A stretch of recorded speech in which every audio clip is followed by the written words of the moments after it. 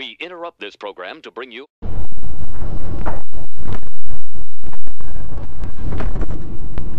Здравейте, драги зрители! Събрали сме се тук да обсъдим една изключително важна тема, както всички теми, които по дяволите обсъждам. Става въпрос за шибаното ни его!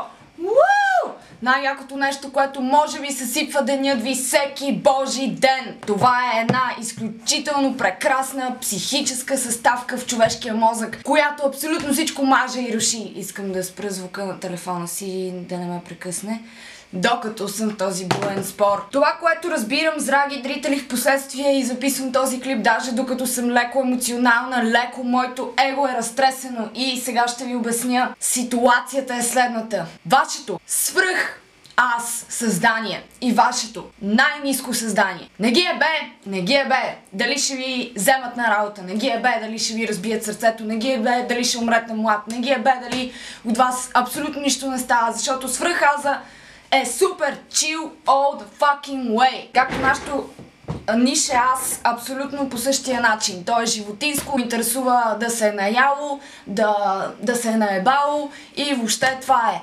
Свръх аза го интересува това ние да вървиме по вселенския ни път, където е някъде си на майната си и той се случва през цялото време, всяка една секунда минава цялата вечност.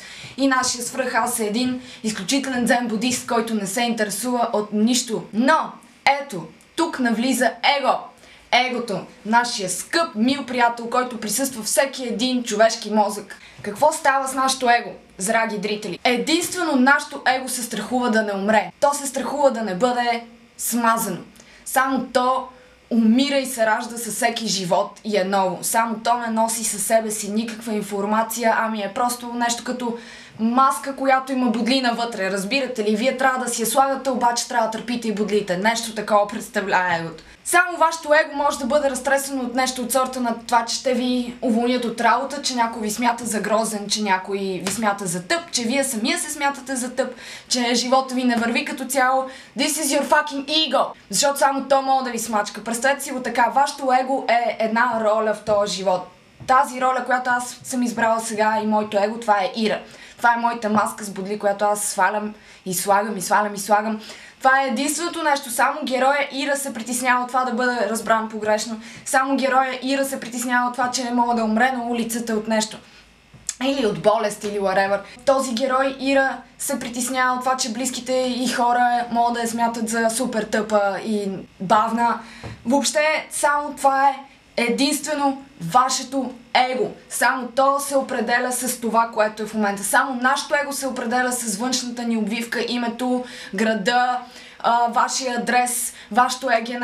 Това всичкото е информация на нашия скъп приятел его. И само егото се интересува това да не загуби или евентуално нещо да не прецака, защото другото масово его ще го завземе, понеже ние живеем под едно его дялце, което ни е завило и ни задушава и ние не знаем какво става през цялото време. Само егото изпитва шибан страх. Само него е страх от нещата, които не разбира. Защо? Защото свръхаза знае абсолютно всичко. Свръхаза знае нещо, когато се случи, той вече знае 5 хода напред защо се е случило, защо е трябвало да се случи и какво става. И е чил. Но нашето его изпуска контрола. Нашето его смята, че то може да остане завинаги живо. Представете си го така като някакъв псевдотип, който иска на всяка цена да стане по-виш от най-висшето нещо, което е супер тъпо. Ето, това е картинката. Хората винаги си мислим, че ние държим нещата под контрол. What the fuck is wrong with you? Нищо не държиш под контрол, бате. Всеки човек на тази земя се опитва да не държи всичко под контрол.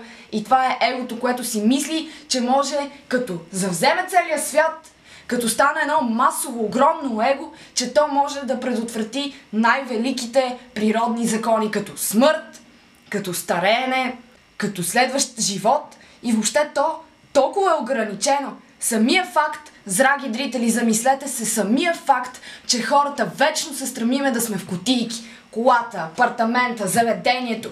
Всичко е една шибана кутия, която репрезентира нашия мозък. Къде ни е приятно да го настаниме? В кутия, където да може всичко, около което ни заобикаля около нас, да храни нашето его. Тук всичко, което ме заобикаля в моето мазе, храни моето его, храни егото Ира Канибал. Ето, то си има даже псевдоним. Имам отличителни белези, които, нали, само Ира Канибал има такъв флеш и някакви такива глупости, разбирате ли? Ако ми вземат флеша край, аз не съм също толкова Ира Канибал, колкото съм била преди това. Но свръхаза ми и не го е бе, ако ще е тук само фанти и да ме изнасилят и да ме разпорят и да ме увисат на стената. Свръхаза ми е някакъв... Да, точно това исках да ми се случи, а егото ми е: не може никой да ме изнасилва, пипа, аз съм Ира и живея в София, в България и съм от Европейския съюз и чакат моя избор за президент и всякакви такива тъпи его неща, които ограничават мозъка ни. И това, което искам да ви съобща специално за тази адски важна тема, е, че всеки път, когато вие се почувствате зле и издухан, и нещастен, и манипулиран, примерно, или предаден, помислете си, че това е само вашето его. Замислете се, кажете си: добре, защо това ми е гадно и защо така? Защото егото страда от факта, че то губи контрол над собствения свят, който е изградил. Това е един лесен начин, ако можете, разбира се, защото аз в момента точно това се опитвам да направя, е докато съм емоционална, да мога да си дам сметка, че егото ми е емоционално. Да съм файн с това, да го остава да е емоционално. В смисъл, не казвам, че трябва да потискате своите чувства, защото все пак дори егото е част от нас. Идеята ми е, че ние може да си позволим да се чувстваме зле, разбира се, винаги. Но никога не се определяйте като тая болка. Никога не се спирайте до там, че вие сте само и единствено тая болка и това гадно чувство.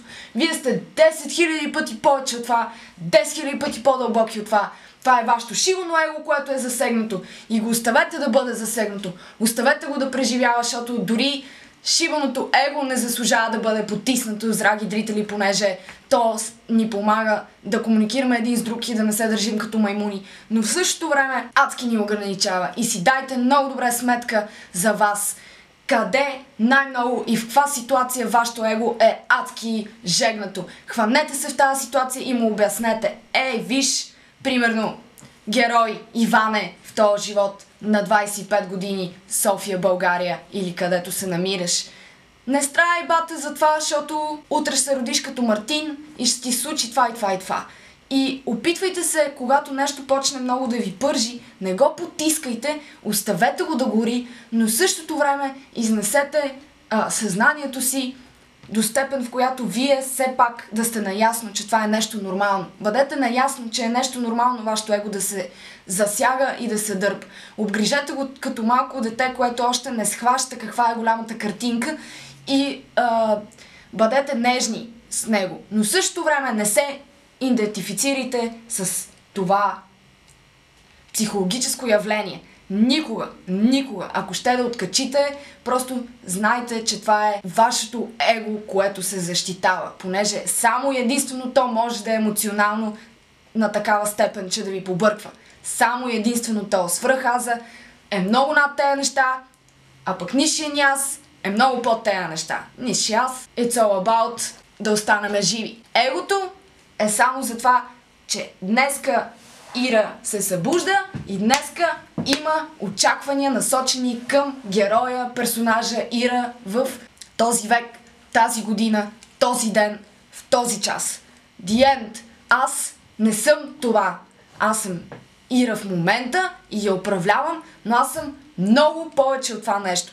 И когато сте емоционален и депресиран и тъжен и имате желание да излезнете от това състояние, защото случвало се може би на всеки да е тъжен и да не желая да излиза оттам, но искате ли да излезнете и се чувствате в капан, просто си кажете: стига, шибано его си се страхувал, голяма работа като умреш, бате, голяма работа като умреш. И това беше нашата важна тема, която трябваше да обсъдим, драги зрители.